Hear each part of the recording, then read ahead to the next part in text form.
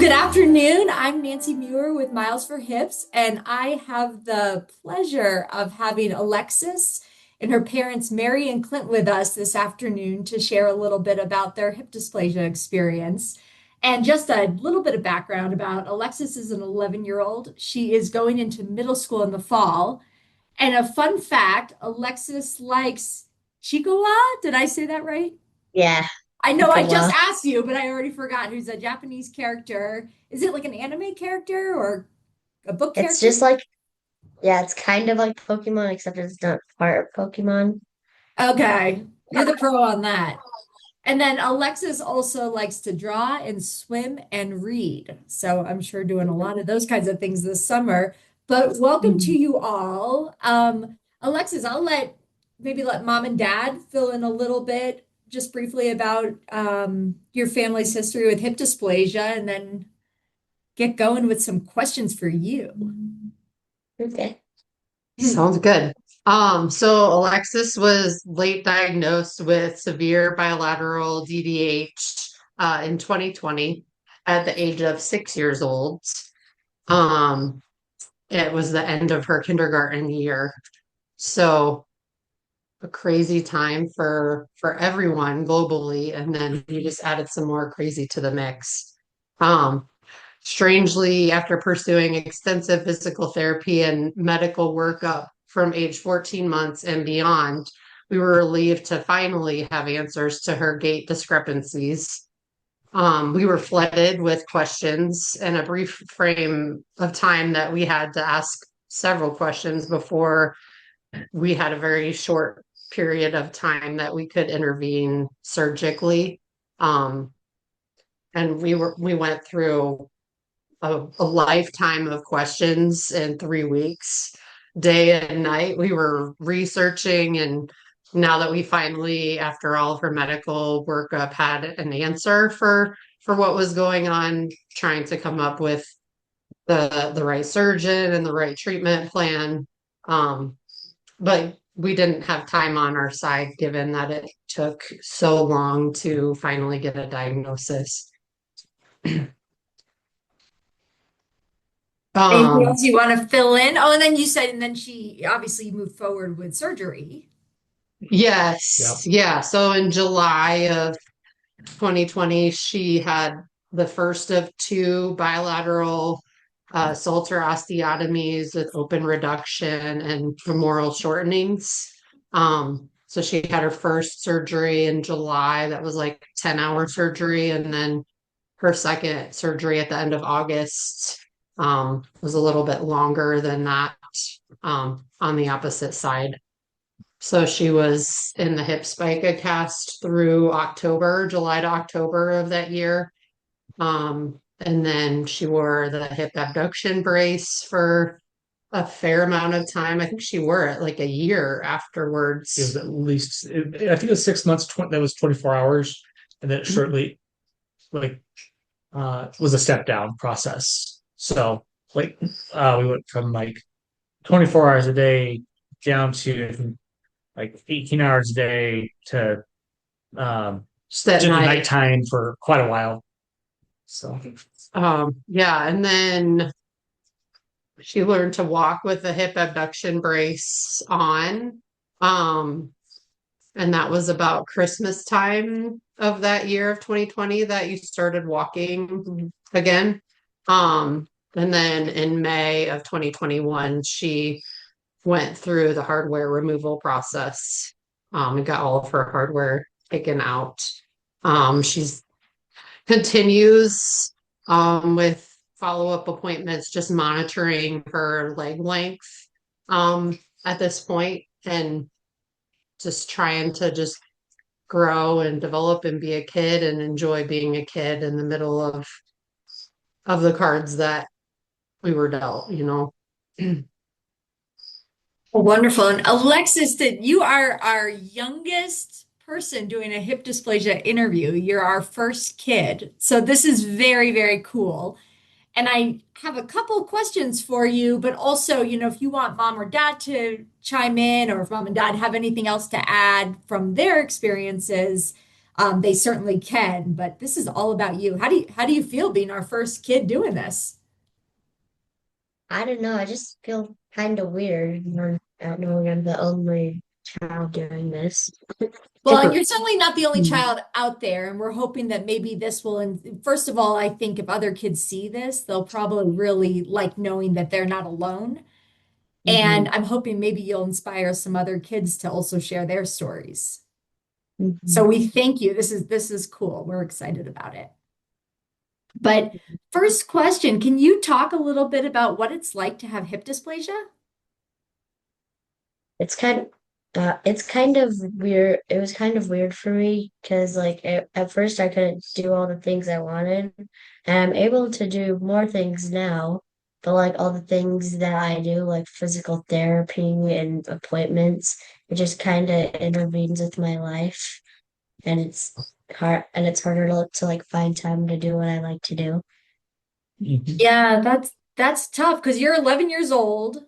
I know you're a Mhm. really smart kid and you're a really good student, and I know you like to do lots of things with your family and with your friends, so I can imagine that, yeah, that's tough. Yeah. And yeah, I would to add to that, I would say that, like as she started getting stronger and walking on her own, things like just going to PE at school or recess looked a little bit different for her than it did for other kids because there were restrictions in place at first by her doctor and physical therapy, but then some of those restrictions were placed by us. So it took a lot of communication back and forth to make sure that the activities were going to be safe so that we didn't end up in a bad position. Yeah. And with time, those restrictions came off, and now she's really at a point where there are no restrictions. It's more um, up to her to advocate of I can or can't, or maybe I just shouldn't this time. So I love that. And can well, I'm going to tell everybody that Alexis recently learned how to ride a two-wheeler, Yeah. which is incredible. That is such a huge, huge goal. So congratulations on that. I know you are doing awesome things and that you're always working so hard. So I know it's tough to balance all of that. It's Mhm. tough for us grown-ups. It's tough for parents. It's tough for grown-ups like me with hip dysplasia, but I can't imagine being a kid trying to do all that hip dysplasia stuff while still doing all the kid stuff. So that is really, really exciting. And I know you're a hard worker and you're doing awesome things and should be so proud of yourself. Mhm. You started riding horses too. Oh, yeah. Yeah. Do you want to tell her a little bit about that?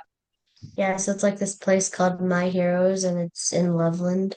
It's like on the Colorado State University campus. Oh, wow.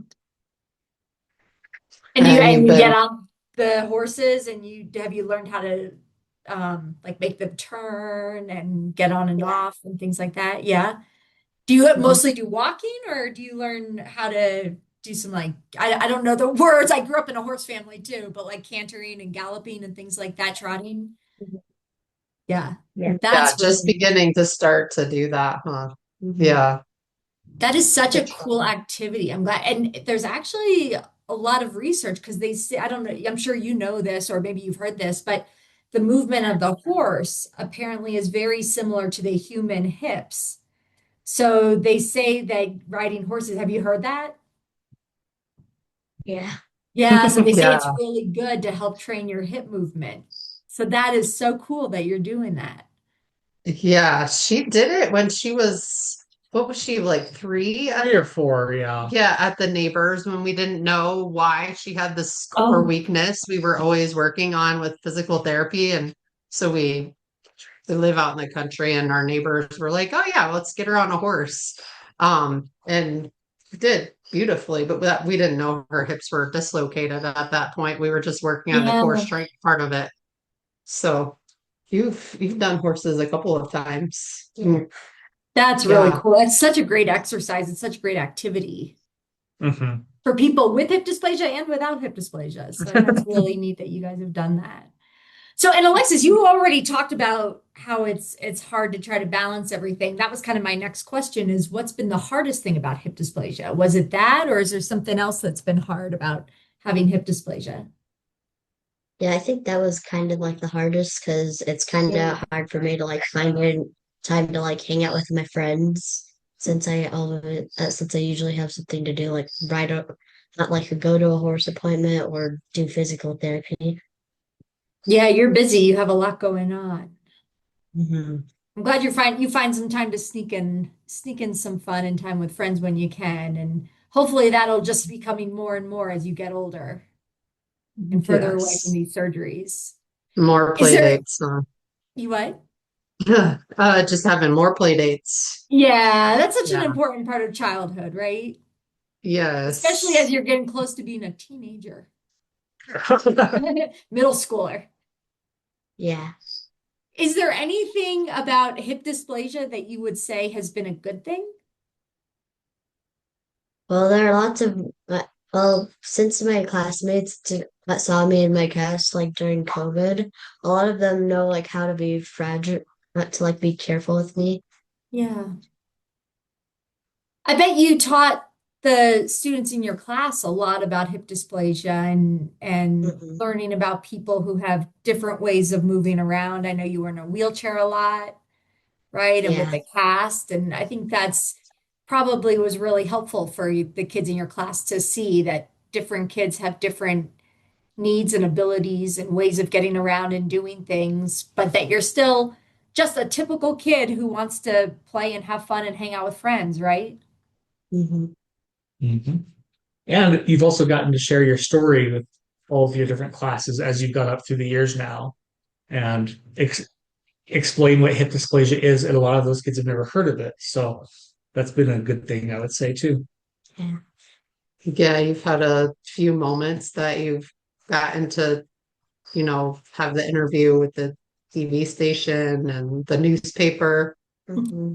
and then you got to share that with your classmates. That's pretty cool. Yeah. Lexus is kind of a star, I think. A quiet Yes. star. But that is so amazing, Alexis, and I think you're so brave and so wonderful for helping to share your story with other people because I think a lot of people don't know what hip dysplasia is and maybe there's someone you're sharing your story with who it'll really help, whether it's because they're also dealing with hip dysplasia or maybe someone doesn't even know they have hip dysplasia, but suddenly they go, "Wow, I heard something about this," and maybe you'll help someone else get diagnosed. So anyway, that's pretty cool that you're sharing that, and I think people are probably learning a lot from you. What do you wish kids or adults knew about hip dysplasia? I hope that that they start like screening at like a younger age. So it's not like 6 years later, they're like, oh yeah, our child has hip dysplasia. Yeah, you guys had quite an interesting journey with this, and your mom and dad were working really hard to figure out what was wrong for many, many years, right? Mhm. But I'm sure, yeah, that's probably hard saying, man, if we had been able to catch this earlier and treat this earlier, would it maybe not take up so much time of your life right now, right? It's Mhm. hard to know, but yeah, I think that's a really, really important vision. And that's something, just this morning, I think I was telling you guys, I was actually talking to a researcher from Denmark. And when I asked her, I said, what opportunities do you think there are for education and research with hip dysplasia? She actually said, Alexis, the exact same thing. Mm, How's that? And she's a PhD researcher and she sees the same exact problem as you and has the same exact wish as you. that's pretty Mhm. awesome. Yeah, isn't that cool? That was exactly her answer. She said we need Oh, earlier diagnosis. She goes, we need people aware and getting earlier diagnosis so we can treat earlier Mhm. and not have to go through things like you and your family did, right? Yeah. yeah. Speaking of, though, I know you guys do a lot of stuff with hip dysplasia, but what are some of the ways that you and your family have helped raise awareness? I know you said you've already talked to your friends in the class, and maybe you could tell us a little bit about that or tell us a little bit more about your news interviews and your newspaper interview. Mhm. A lot of them, I felt like I just felt kind of nervous, and I was like, are people gonna actually remember this, or are they just gonna watch it and then forget about it? Yeah. Yeah.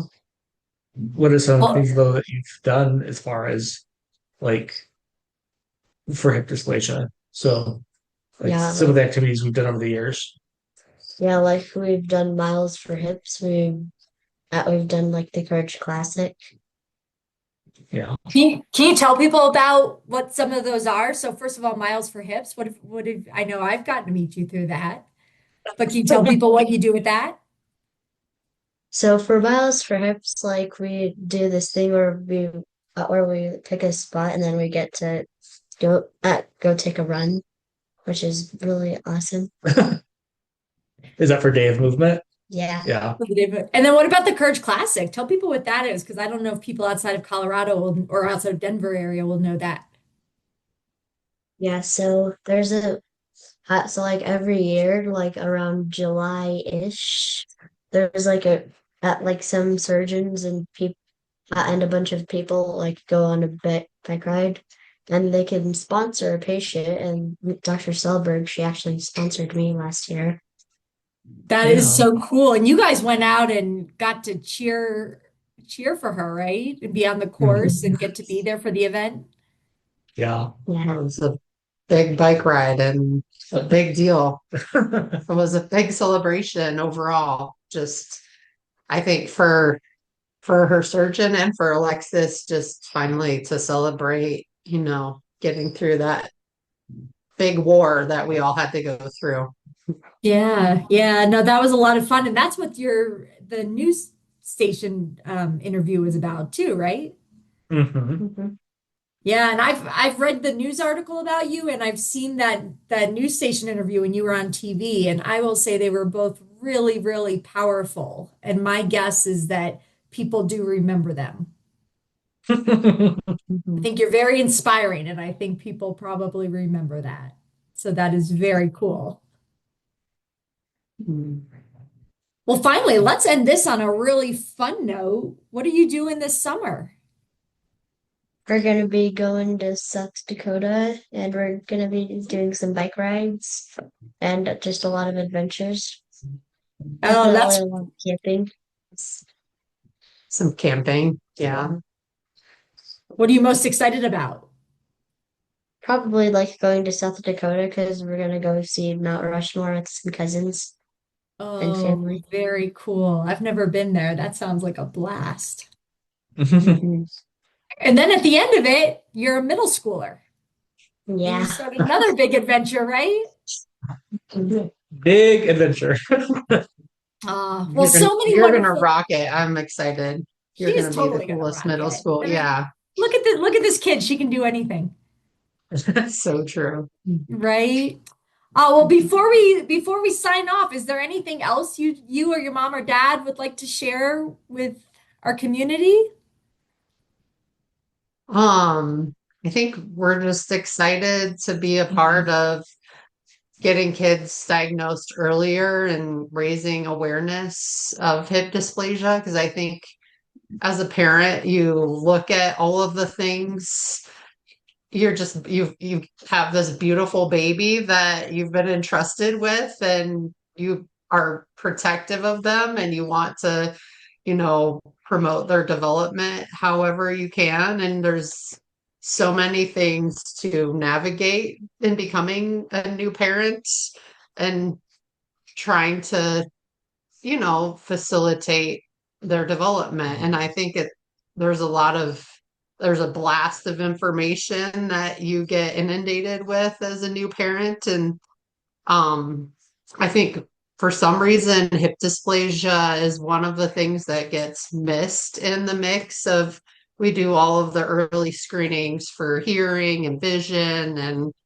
the major, rule outs for cerebral palsy and all of the things that come up in a baby's development and hip dysplasia is one of those things that for some reason it doesn't have as much attention and it's actually pretty prevalent that one in thousand babies that are born with hip dysplasia, and it just doesn't seem to be it's heard among the masses that it's important to screen for. So I think that's our general wish, is that we can improve the awareness for hip dysplasia so that it can be treated in that before 6 months mark with just a basic Pavlik harness. So families don't have to go down the road that we did with fighting insurance companies for every medical visit and trying to get to the bottom of a basic thing that can be addressed pretty early on. Yeah. Um, so yeah, we've teamed together with the Pediatric Hip Dysplasia Action Network and developing a nonprofit with some other wonderful women that have similar stories, and similar in other families. So that's our goal, is just to get it heard loud and clear, universal screenings, just get that ultrasound done right away when it needs to, and if not, before the first year, an x-ray. Like it's two very basic tests that could eliminate a lot of the things that we're going through. Yeah, and not fair for kids to have to go through this, or even have to tell their stories. But we're grateful that Alexis wants to tell her story, and we're here to support her through that and support her as she continues to grow into a beautiful young lady. You know, but I would say for anyone out there who's being faced with a diagnosis, and I mean our lens is through the pediatric side of things, right? But and we literally had 3 weeks from diagnosis to surgery. It was an extremely stressful time.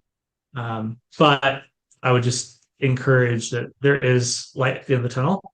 Um, Trust the doctors and the surgeons, and they know what they're doing. And uh, you know, to see where we were prior to the surgery and see where we are now is just an amazing difference. And Alexis has a chance now to um, go many, many years without hopefully having to have surgery again. Yeah. Obviously, there's never a guarantee, but had we not done the intervention when we did it, the big concern was that she'd be having to have hip replacements as a teenager. That was not a road we want to go down either. So, but lean on people that are close to you for help and encouragement and stress relief, and get people involved that need to be involved, and talk to your doctors. And if you're uncomfortable with one opinion, go get another one, um, and then make your decision. But we're thankful for everybody who came beside us in whatever way they could, prior to the surgery, during, after, and now even several years later. We've got people in our life who we didn't know at the time who are supportive of us. So we're great for that. But there is light at the end of the tunnel, and um, we're just excited to see what the next chapter brings. And lean into the hip dysplasia community. That's another silver lining that we never anticipated going through everything we did. We kind of discovered that after the fact, after we had gone through all the major surgeries and were starting to recover, just knowing there's so many other kids and adults out there that share the same journey, and just automatically connects you, and you just reach out and build each other up on the easy days, the hard days, and in between.